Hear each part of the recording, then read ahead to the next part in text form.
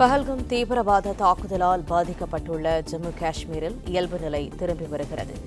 கூடுதல் தகவல்களை தருகிறார் எமது செய்தியாளர் சரவணன். சரவணன், வணக்கம். விவரங்கள் என்ன?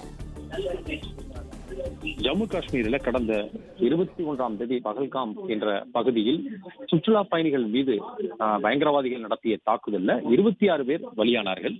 இந்த சம்பவத்தை தொடர்ந்து ஜம்மு காஷ்மீரில் இருந்த சுற்றுலா பயணிகள் உடனடியாக அங்கிருந்து வெளியேறினார்கள். அன்றைய ஒரு நாள் மட்டுமே 10,000த்திற்கும் மேற்பட்டோர் ஸ்ரீநகரிலிருந்து விமானம் மூலமாக அவர்கள் வெளியேறினார்கள். 90% சுற்றுலா பயணிகள் தங்களது வருகையை ரத்து செய்திருப்பதாகவும் தெரிவிக்கப்பட்டிருந்தது.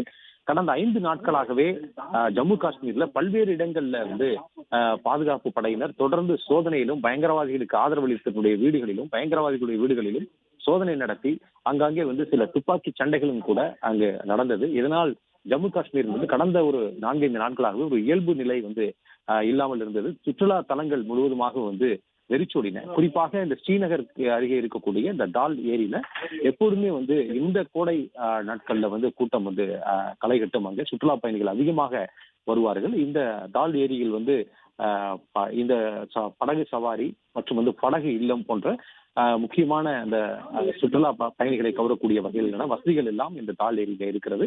ஜம்மு காஷ்மீர்ல மிகப்பெரிய ஏரிகளில் ஒன்றான இந்த டால் ஏரிக்கு அனைத்து சுற்றுலா பயணிகளுமே அங்கு செல்லக்கூடிய அனைவருமே அங்கு செல்வார்கள். எனவே இந்த டால் ஏரியில கடந்த 5 நாட்களாக வெறிச்சோடி இருந்த நிலையில் தற்பொழுது இன்றிலிருந்து சுற்றுலா பயணிகள் வர தொடங்கி இருக்கிறார்கள். அங்கு படகு சவாரியும் தொடங்கி இருக்கிறது.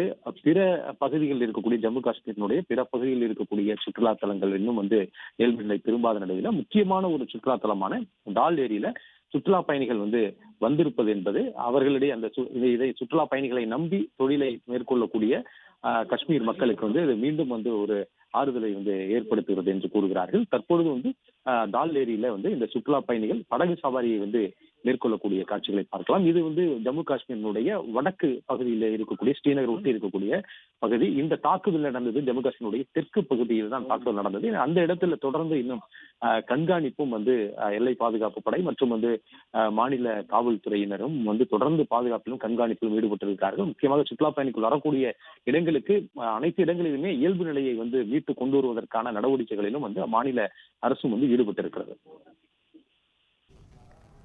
தகவல்களுக்கு நன்றி சரவணன்.